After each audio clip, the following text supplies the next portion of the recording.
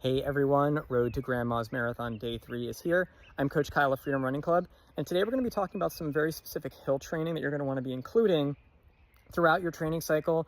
You know, we're about 2 months out here from Grandma's Marathon, so hopefully you've been doing some specific hill training, but it's not too late to get ready for these rolling hills, and especially those late uphills that we talked about in day 2 of this video about why this is actually a deceptively hard marathon if you're really not going in with some of the specific training. So 4 main types of hills that you should really be kind of like working into your training plan. If you have any questions about how you might add these into your training plan, especially if you're in a place like Tampa where there's not a lot of great hills to train on, definitely ask those in the comments down below.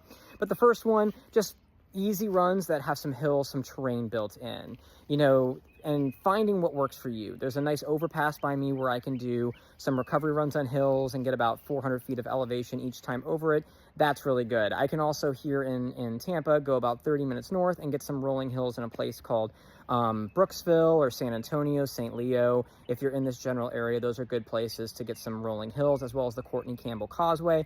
And I'm just talking about easy runs, long runs where you're incorporating some hills, just so that it's not, you know, it's not new to you when you're out there on race day. Like I mentioned, the first big climb in Grandma's Marathon is around mile 8, 9 or so. That one isn't so bad. It's the ones that are after mile 20 that you really have to watch out for as you're getting into Duluth proper. The one, I think they call it Lemon Drop Hill, which was the really like visually like steep looking one. And then there's one where you're going from State Road 61 onto Superior Street, which is the main road through Duluth. That's the one, the last one that really gets me, where you're kind of crossing over 2 streets to get into the last kind of approach into Duluth itself. So you're gonna wanna be strong on those. So long runs, recovery runs where you're incorporating some hills on your actual run. Second one, and this is kind of the order that you would kind of build into these. You would potentially do all of these all the way throughout your training, but this is kind of the order of importance in terms of you start off with those type of hills, then you go to these other 3 types of hills we're going to talk about, and that's fast uphill intervals. So an interval, a lot of times people associate intervals with fast aerobic work like 5K pace or 2-mile pace or something like that.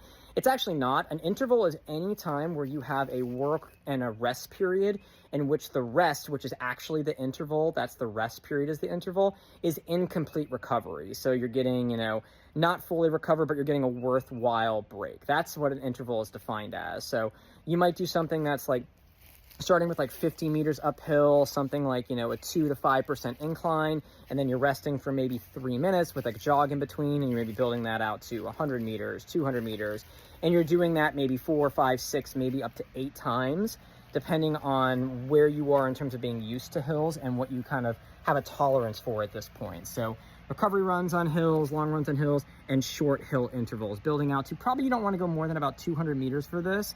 Anything longer than that, it gets a little bit more of like 5K specific training where you're really having to tap into that anaerobic glycolytic system. Third one that you're going to be doing, especially in the back half, again, we're probably about 2 months or so from the race, so you're going to be building these in maybe here if you're ready for them, is where you're going to both do those uphill intervals and downhill intervals in the same training. So that's to kind of help quad proof your legs essentially as you're getting into these various parts of the terrain where you're going downhill early and then uphill. There's a pretty extensive study that was looking at different hill training modalities. I'll put it somewhere on the screen here, and I'll put it in the caption down below. And specifically, there was a portion of this systematic review. It looked at a bunch of different types of hill training where they were talking about the best way to help toughen up your legs essentially, or quad, bulletproof your quads for downhill running, is to expose yourself to downhill running, that eccentric stretch.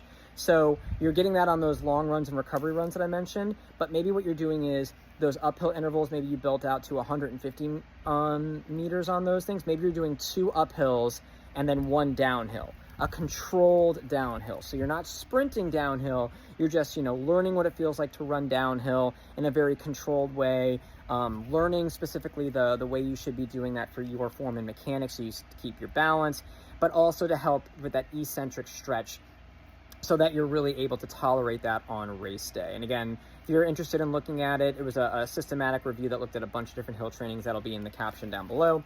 And then the 4th type that I would definitely do as you're getting into it is marathon pace effort on hills, both uphill and downhill. And I'm not saying marathon pace, but that effort. So you've hopefully done a bunch of marathon pace work to this point. and you're just trying to keep maybe your heart rate and the effort on these, so when you encounter those hills, both uphill and downhill, you know what it should feel like, so that you're not blowing up your race by going too fast downhill or attacking those hills going up.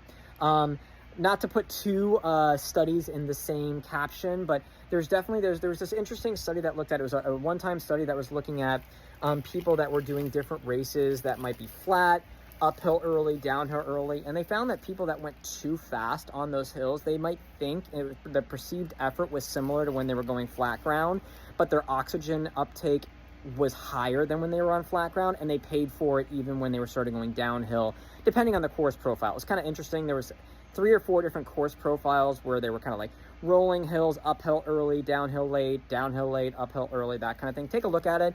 But basically the idea is you really should be running slower than what you even think the perceived effort should be on those uphills, because of the oxygen cost of going uphill really makes people pay for it. And the times for people that were doing that in this actual study, they gave up more time than they got by holding those paces. So that was something that the authors really kind of suggested. Take a look at it, especially for a race like this, if you're doing it, looking at some hill training. But marathon pace efforts, for me, I mentioned that 400 meter hill that I've got. So it's 800 meters, we go all the way over and back. So what I'll do on something like that is just kind of go back and forth. So 800 meters doing, 3.5 minutes, something like that. So you're getting used to both the uphill and the downhill. You're getting some more of that downhill eccentric stretch at race specific, and also what it feels like going up. And then maybe you kind of go on flat ground for maybe like 2 minutes of a recovery, and then you do it again and do it again. And it's not the most taxing work. You're maybe going to do it maybe 4, 5, 6. I've done it up to 8 times myself.